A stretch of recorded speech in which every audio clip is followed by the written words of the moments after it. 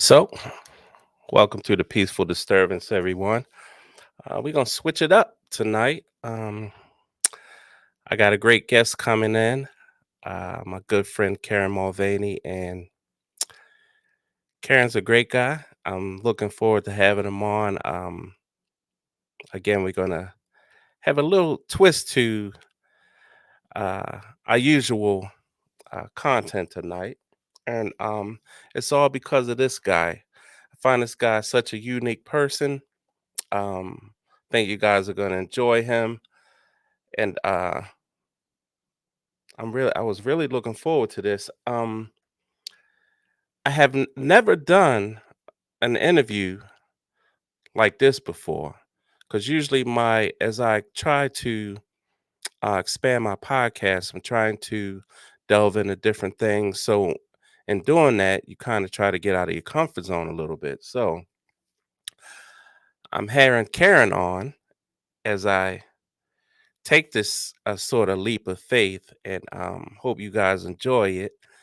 And we're going to really have an tap into some interesting subjects, as far as conservation, polar bears, National Geographic, whole bunch of whole slew of things that Karen's involved with, and I'm looking forward to it. So I came on here a little before 7 just to get things started, and before he showed up. So again, before we get started, feel free to subscribe to the Peaceful Disturbance. Leave any comments. The comments are wide open. Any suggestions to improve the podcast, please let me know. Um, Karen's open to answering questions as well. So anything that you feel like you want to ask him during the podcast, please do. He's a great, great guy. And I met Karen maybe about 7 or 8 years ago in LA.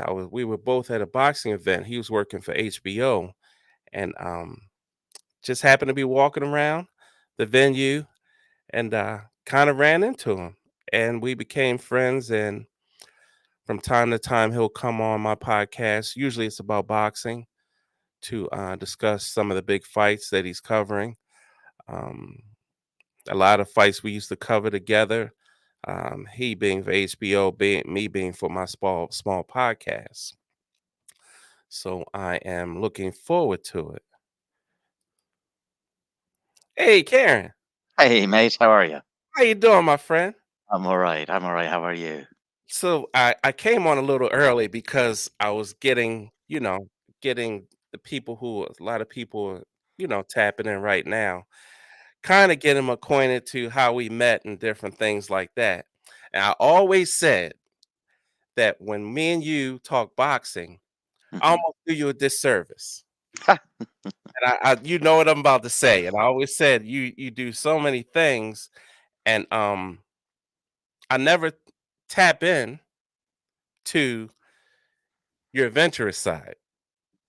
And I said, one day I said I'm going to do it, and it took me what we've known each other 7 years now. Something like that. I was trying to Yeah. remember how many So, years ago it was, but yeah, that so sounds about yeah. right. Well, it's worse than dog years. So, but we're gonna go Yeah, with Hugh. that's right. But yeah, how you doing, man? I'm doing okay. I'm doing all right. Yeah. We have our final ever Showtime boxing show on Saturday, but and so I'll be out of a job after that. But My apart from that, goodness. life's going all right. Yeah, and I know that's pretty tough. And I feel kind of weird coming on because I know, and by the way, if you don't know Karen, he's also doing a Showtime boxing podcast with Eric Raskin. So you're telling me that this will be the last episode you guys have coming up soon? Well, we're gonna do so. The very last Showtime fight, as folks probably know, Showtime is out of boxing, is on Saturday, and we're gonna do. I think we've got two more wrap-up episodes after that, and then we'll see what happens. To be perfectly honest, we have no idea what lies ahead for us, and whether we have a future with some of the ex-Showtime folks who are working with PBC on different platforms or not. We don't know that yet, so a bit of a limbo period for us. Yeah, I don't know. Well, if they're strictly going on talent, You won't be out of a job long. We hope not. Well, We hope yeah, not. that's right. But we'll see. So yeah, but I mentioned to viewers earlier that you have a sort of a side where and I said it, I didn't know how to exactly word this because you have so many hats Right. dealing with conservation. You're a freelance writer, you're explorer. When did your love of conservation begin? Oh, for as long as I can remember, honestly, Mhm, that's really been like my motivating a thing for a really long time. And I think, I wasn't an only child, but I was much, much younger than both my brothers. I was an oopsie baby. And and so, I kind of just, and I was kind of a quiet kid, so I was always sort of drawn to animals, and I always, enjoyed watching animals. And growing up in the UK, we had great, all these great BBC nature documentaries that we all get over here now as well. And I remember I used to like to sit and like watch the foxes and mhm, and the hedgehogs and those things outside of the house at night. And my parents always had like a really stacked bookshelf, and it was full of things like Reader's Digest books mhm, and National Geographic books. So as a kid, I would always be reading that. And my dad had been in the Navy, and he would mhm, always show me his photographs of traveling around the world and all the wildlife that he'd seen and things like that. And I remember thinking to myself at the time, as a kid, yeah, I kind of want to do that. I want to be able to mhm. travel around and see without the whole killing people thing that goes with being in Right. the Navy. And so, really, from a very, very young age, and when I think I was 19, Mhm, I and a friend started our own non-governmental organization called the Whale and Dolphin Conservation Society. And then when I was 21, I got stolen, I think. I got stolen away to go and join Greenpeace, and it kind of yeah. kicked off from there, really. What was your time like at Greenpeace? Now, I had mentioned you had mentioned that to me previously. What was it like at 21 years of age? Now you're delving into this thing with this big organization. Yeah, it was the best of times for me in many respects. I learned an awful lot. I worked out of their international headquarters, which initially was in a small town in England, and then moved to Amsterdam. And so yeah, I was this little kid, and I was exposed to people from so many different cultures, different countries. It was a really great experience. I really grew up there a lot, and I initially joined as kind of like a writer, a communications person, and a little bit of a policy expert on whales and dolphins. And the thing with Greenpeace, and I assume it's still the same, but at the time particularly, it was, you were expected to be able to have a wide range of talents and Mm, abilities and apply yourselves in different ways. And basically, one night sitting in the bar in Amsterdam, my boss basically said, "Hey, you've been doing some great stuff. We love all the stuff that you've been writing about whales and dolphins. So the obvious next step is for you to right, right. this expedition to Antarctica and go Mhm, look at whaling ships." And so for about 5 or 6 years, that was my main thing, mhm, was that I would be planning a lot of these ship expeditions and then going on the ship expeditions to try and find whaling ships. In one case, I think it was tuna fishers in the North Atlantic. wow. But I did one campaign against Norwegian whalers and 4 trips to the Antarctic to go look for Mm, Japanese whaling ships. And that was really my life mhm, for a long time, was preparing for and doing and then sort of recovering from those expeditions. It was pretty wild. 23 years old, I think I was, when I went on my first gee. Antarctic expedition to go look for whaling ships. It was Mm, it was crazy. It was wild. It was an amazing time, and I learned a lot, and it was really exciting, and you kind of felt like you were really doing something mhm, and trying to do something. Yeah, it was an amazing time, and it was so all-consuming. It mhm, somehow sometimes still seems strange to me to talk about it in the past tense, because it felt like it was one of those things that I was gonna do forever. mhm. But it requires a lot of energy and a lot of dedication and a lot of focus that eventually I kind of wore out of. Yeah. I was gonna say, Karen, is that one of those things where, especially at 23 years old, was this something where you felt like some days it felt like, oh man, I'm really making a difference. But then you run into a situation where it seems like you're taking two steps back. What did that do to your 100%. psyche as a 23-year-old at that point? 100%. And I think that was a lot of it and why it is exhausting. Because we sometimes joke that, people say, "Well, what do you do with Greenpeace?" And I say, "Oh, I go to the Mhm. office and I just bang my head against the wall all day and and then I go home." So there was a lot of that. There was definitely that. And we would try to, grab the little victories where we could. But yeah, there was definitely, a very Sisyphean kind of rolling a boulder uphill a lot, and then it would kind Mm, of squash you, on the way down. And look, 30 something years after we first went to the mm, Antarctic, whaling is over in the Antarctic. We won eventually, but it took an incredibly long time. And then, in those early days, the early 90s, so when Greenpeace was starting to get in, mhm, to say, look, there's this other issue going on. The Earth's getting warmer. We're going to have to kind of address this, and mm. fisheries are beginning to be an issue. We're going to have to address this, and so it was kind of an exciting time to be sort of at the forefront of a lot of issues that we all take for granted now. But yeah, I mean, that was definitely it. That was definitely it. You definitely felt like there was a lot of just banging your head against the wall, and to what end, really? How long did that go on, Karen? As far as, do you remember how many trips you guys took as far as, on those exploratory missions to try to save the whale population? Yeah, so I did four to the Antarctic and one to the Arctic. And then they did a couple more to the Antarctic after me, and then I also did some fisheries stuff and a couple of other like climate trips to the Arctic. Mhm, So I was full time with Greenpeace from 89 to 95, and then I came back a couple of times for a couple of brief periods, sort of like 2001, mhm. 2005, a couple of things like that. And I haven't done anything with them at all since Yeah, 2009. It's a little like boxing in that it's a little addictive, and it's kind of, you're like, oh my god, I don't want to do this anymore. yeah. This is just killing me, but you can't you can't leave. Right, right, right. So they're very similar in that respect.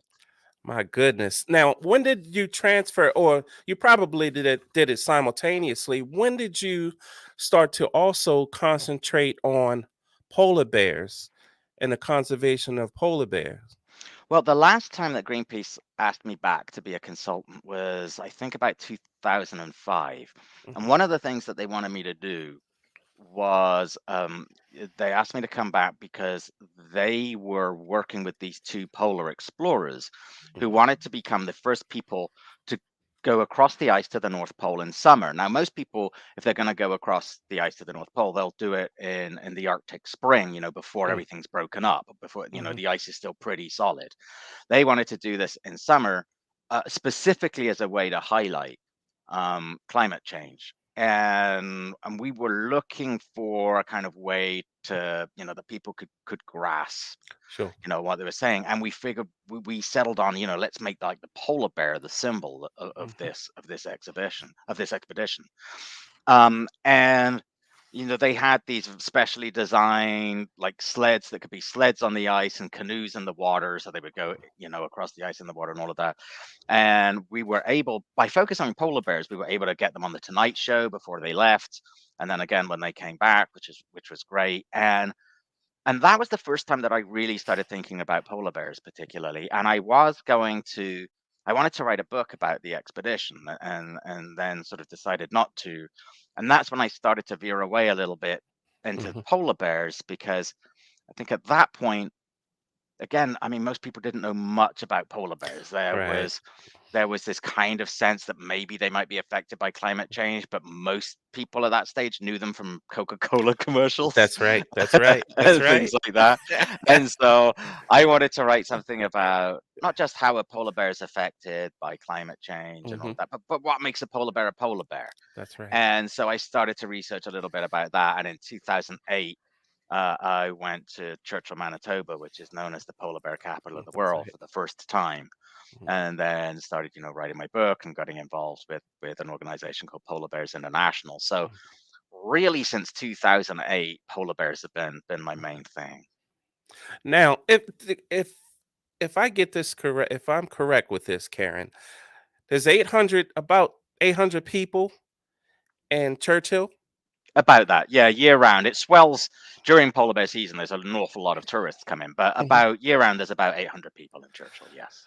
So am I right when saying that the population of the polar bears is equal to that at the peak of polar bear season? In that particular area, yeah, which Wow. is Western Hudson Bay, there's Yeah. a new population estimate that's a little lower than that now.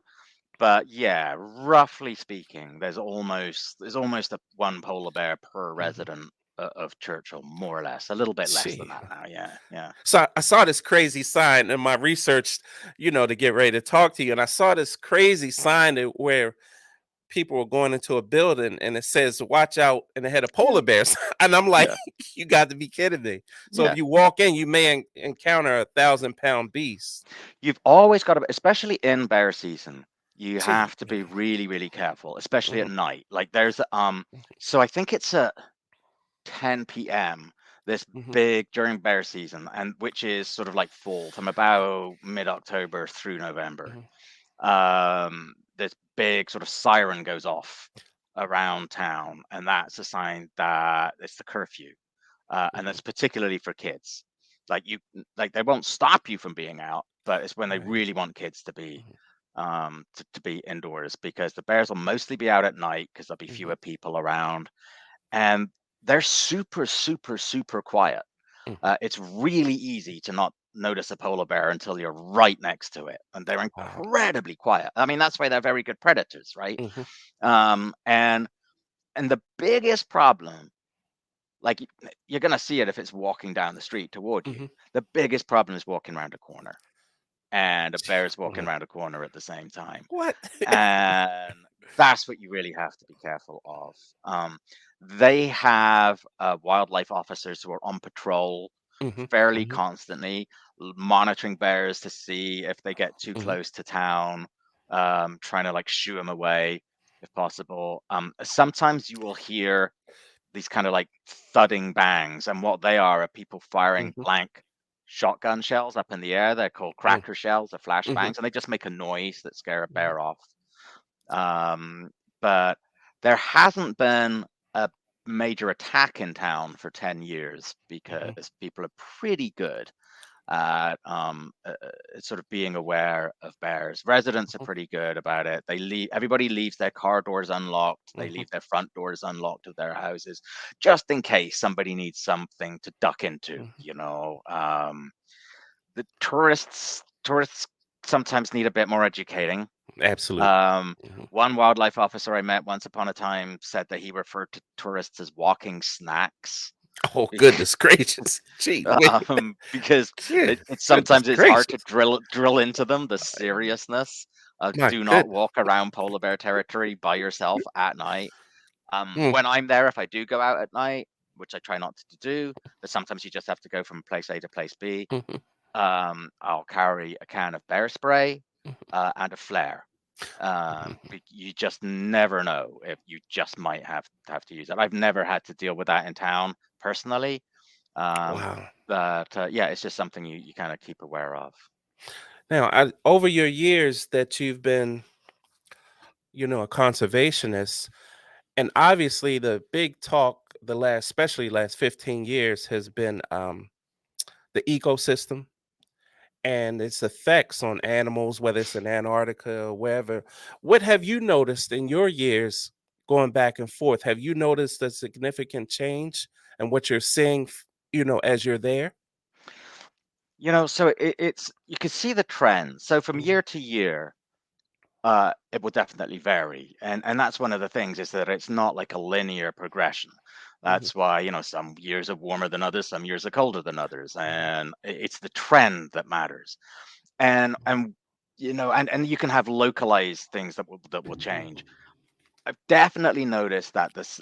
So the reason that people don't know, the reason that climate change is especially dangerous with polar mhm, bears is because polar bears live on the sea ice. They wander hundreds and hundreds and hundreds of miles in search of seals, which pop their heads up from the ocean through the sea ice. So they need sea ice. So if sea ice is Mhm. melting, they have less time to be on the ice. They have less platform. They have less area to walk Mhm. around on. It's more dangerous for them. But most importantly, they have less time to get Mhm. food. And if Mhm. you live in an area like the Arctic, you need every moment you can get to Mhm. get food. So the trend is clear. The trend, some years are better than others, but by and large, the ice is melting earlier in the summer and Mhm. forming later in the fall. So they're having less time on the ice.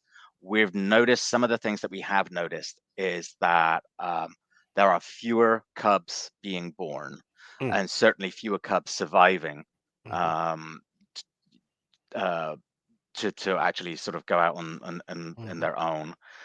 The size of polar bears in this population is decreasing Mm. slightly. There has been an interesting change in Mhm. the ratio between males and females. Um, yeah, so we've definitely noticed a trend. Like I said, Mhm. you can have a good year and you can have a bad year, and it's Sure. often Sure. the case that like I think it's last time I was there, the ice had actually lasted quite a while, Mhm. and you could see that the next fall, the bears were still with kind of fat and Mhm. happy, and they had nice round butts, which is always a good Mhm. sign in a polar Mhm. bear. Mhm. This year I wasn't up in Churchill, but it was a very different scenario, Mhm. and this time there were a lot more skinnier bears hanging around Mhm. town, and looking for food as they waited for the ice to freeze Mhm. again. So it depends from year to year. There's a lot of variation, but the trend is very clear. Yeah, and as with a lot of things, you know, whether it's in Antarctica or Churchill, Manitoba, the human element. What's your thoughts on the prospects of drilling and things of that nature, and is that and its effect that it could have on the polar bears?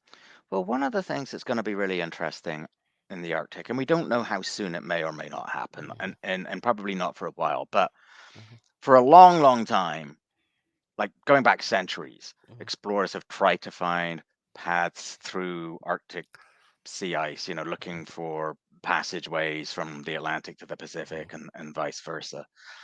Um, and most of the time, there are a couple that have been identified. There's what's called the Mhm. Northwest Passage, which goes through Arctic Canada, and the Northeast Passage that goes over Russia. And they're increasingly becoming more and more open with Mhm. each year, and you're getting more vessels are going through Mhm. there.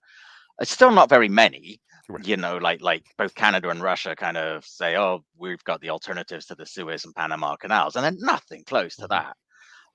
But as that kind of activity kind of ramps up, Mhm. that's when you sort of start to have some of these additional issues. Because there's going to be infrastructure that is built, and there's always the risk Yes, of I was going to accidents and ask all you. this That's kind right. of thing, Mhm. So there's talk about building Arctic ports here and there. Mhm. Um, and then in the main Arctic Ocean basin, as the sea ice is retreating, instead of looking at this and going, "Oh my goodness, what a terrible job we've done. We must make amends." Mhm. Instead, you have countries going, "Oh my God, there's an opportunity for us to do more mining and Yeah. drilling in the Mhm. seabed here." Mhm. So again, I don't know. I think some folks have perhaps been a bit more, I don't want to say optimistic, but nonetheless, Okay. maybe assuming that that's going to happen Yeah. faster than it is likely to. But Mhm. at the same time, sea ice is rapidly, rapidly disappearing. So we Mhm. don't entirely know. But the biggest threat by far, drilling can be an issue, disturbance can be an issue, but really by far when it comes to polar bears is the fact that sea ice is diminishing, and Mm. that is their platform that they need. And I was gonna say is how has it affected other wildlife there? Because is it a large caribou population as well that Yeah, great. migrates to? Yeah. Yeah, great question. So in different parts of the Arctic, there are going to be different winners and losers. So, Mhm, stay in like the sea ice ecosystem.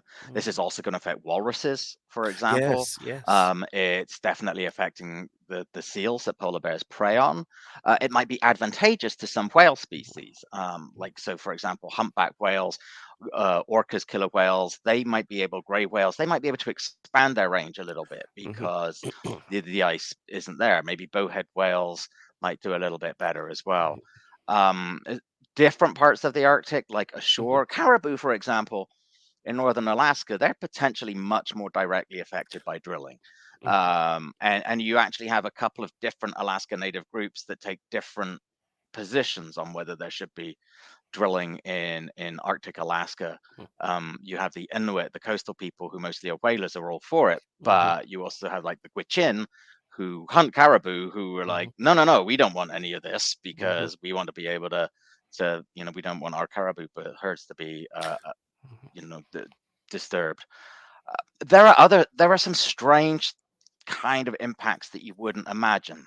So, for example, mhm, the Arctic has a layer of permanently frozen soil called permafrost that is mhm. beneath the soil, and as that starts to melt, it's creating pools of water, in the springtime and the summertime in the Arctic, which creates breeding grounds for mosquitoes. And mosquitoes are a real problem for caribou. Wow. A large part of the caribou migration is to get the hell away from mosquitoes. What? And so you have these strange localized impacts that you wouldn't Mhm, imagine. mhm. Like, why is this happening? Why is that Right, happening? right. And that's the kind of thing that's happening. And obviously, like I'm focused on the Arctic, but Yeah, yeah. these kind of strange things happen all over the place, like these unexpected little impacts that we're seeing. That's the crazy part. I was not expecting the word mosquito to come out of Yeah. this Yeah. conversation. That's unbelievable. Yeah. Now, Karen, I know now I guess it was a year ago that you went to Canada, am I correct? It was That's about right. a That was year the last ago. time I was there. Yeah. Yeah. Now, do you plan on doing anything else as far as with Nat Geo coming up or anything of that nature? Yeah, I'm still doing plenty of writing for Nat Geo. Writing like a kind of end the 2023 in the world environment kind of piece for them now. So that's nice. I really like being able to do that. I'm hoping to. I try to get back up to Churchill whenever I can. Mostly with Polar Bears International, and hopefully next year or maybe the year after, I'll be back. It's great to be able to go up there. I obviously like to only go up there if I can be doing something useful rather than just hanging out and getting in the way. But it's always a great experience, and it's just it's kind of amazing. Like it's a little bit hard to get to Church. So you can fly in there, or you can get there are no roads, or you can get a train, and it's like a 2-day train ride from Winnipeg, Yeah, which is yeah.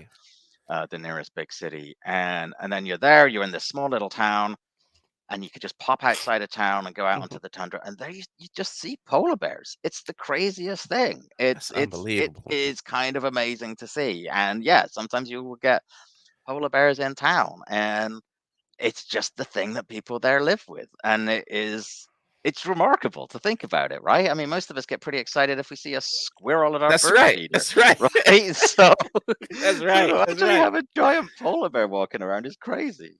I'm gonna So, tell you something, man. And I tell you, sometimes, and I live vicariously through you. I think you've done more adventure in your life than I'll ever do on 50 of mine.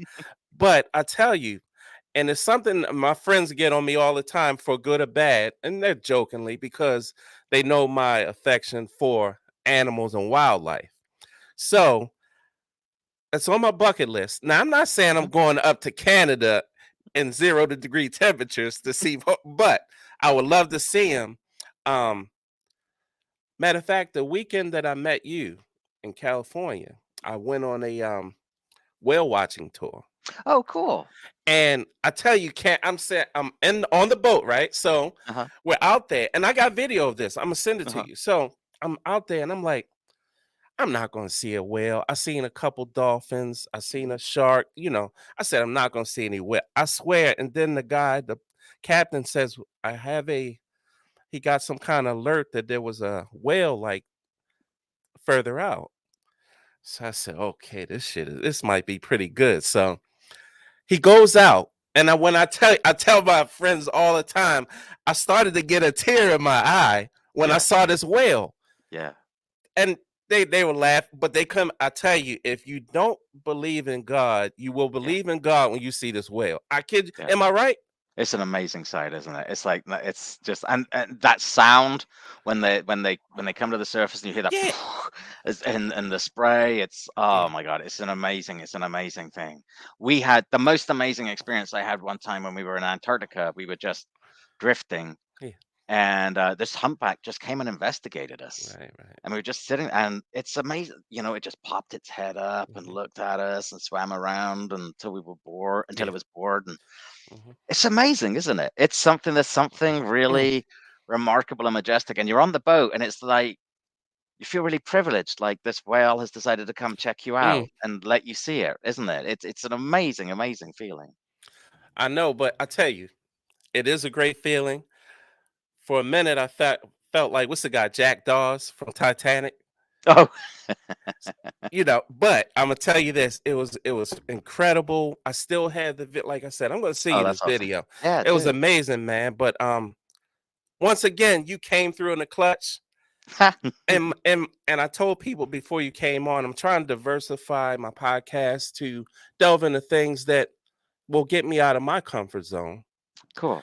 And I said, man, I always wanted to have you talk about your passion, your real passion. By real passion, And yeah. I appreciate you coming on. And I don't know what Showtime is going to do, Hmm. but I tell you what, I mean, I know a lot of people that probably needs a talent like you, man. I don't know. So I'm probably going to do a polar bear podcast. I'll tell you that much. So there that'd be you go. great, man. Yeah, That'd be yeah. I awesome. think I'm thinking I'm probably going to do that. So that'll be fun, like once a month or something to start off. So That'd be awesome, man. That'd be yeah. really awesome, man.